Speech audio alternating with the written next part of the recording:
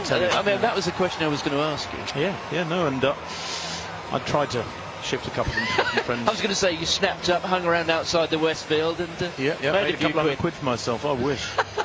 There is Bolt. He goes in lane 6, and it is just like Mo Farah last night. The third semi-final of the men's 100 metres. Then 2 men from these 8 will go through. That's Shuhei Tada of Japan, third in his heat last night in 10:19. The 21-year-old done well, but I doubt if he'll progress from here. Barnes of Turkey, only 4th in his heat last night. Emir Zafar Barnes, former Jamaican. Christian Coleman, the fastest man in the world this year with 9.82, but only 2nd in the US Championships. But he won his heat in 10:01. He did look very, very good last night. Andrew Fisher for Bahrain, an allegiance transferee again from Jamaica, 10:19 in his heat, Fisher. And there is the main man, the defending IAAF world champion from Beijing 2 years ago. Said he at his press conference last night he'd got big problems with his blocks. Said they keep slipping as he puts force upon them, Usain Bolt. But he's a big man, and like Britain's Prescott, should go through okay here. There's CJ Uja. His season deserves a place in the final. Suggests he will make it. He won in London, he won in Rabat, 2 big wins in the Diamond League circuit. He's used to this sort of pressure. Jimmy Vico of France. Vico on his day is a special sprinter, 9.86 man. He's a joint European record holder, is the Frenchman. He goes in 8. That record shared with Francis Obiquelo of Portugal. And CJ Green of Antigua goes in lane 9.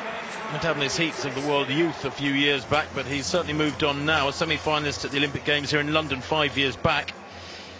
And we're in Hoyston over 200 metres. Look for Green in lane 9 to come through in the latter stages. We know 4 athletes then who have made it through to the final from the 2 semi-finals so far. Simbino of South Africa, Gatlin of the USA from the first semi, Blake of Jamaica, and Great Britain's Reece Prescott has done fantastically well to get through to the World Championship final with a brilliant run from lane 9 in that second semi.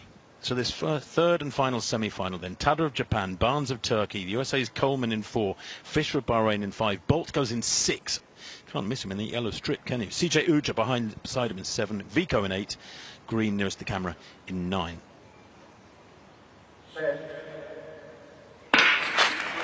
Usain Bolt's season's best, only 9.95. We'd expect the gloves to come off a bit more here. But look at the running here from Christian Coleman. He's not holding back at all. Bolt taking this more seriously as he sees the danger from the American and glancing across there. 9.97 from Coleman, who I think shocked the field with a devastating first 15 metres. That is one of the best starts I've seen in a long, long time. He exploded over those first 6 or 8 strides. He'd built up a metre and a half lead over the entire field, 20 metres into the race. And Usain Bolt, I think, has got a little bit more of a warning there of what is potentially coming at him in a couple of hours' time, Martin. It's almost as though, I feel almost that Coleman should have kept that up his sleeve, because that was a devastating first half from Coleman.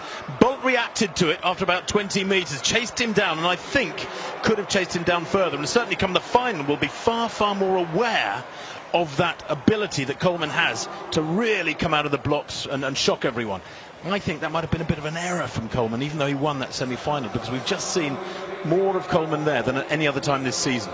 The other error that's been performed in the stadium in the last couple of seconds has been the fact that Andrew Fisher was initially credited with second spot at 9.98. That has just been corrected, and I think that might have explained why Usain Bolt was making 1 or 2 little signs and signals there. But I guess the question is, Tim, I think we can work on the basis here that Usain Bolt is holding something back. But is Coleman? Because if Coleman gets that sort of lead and maybe an additional half metre, he really is going to take a lot of catching. Well, he is the world number 1.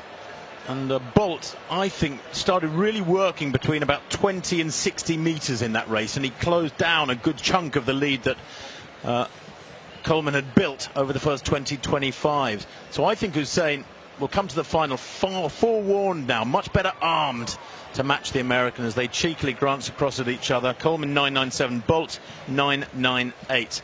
But that's Bolt's second fastest time of the year. It's only his second sub-10 second clocking.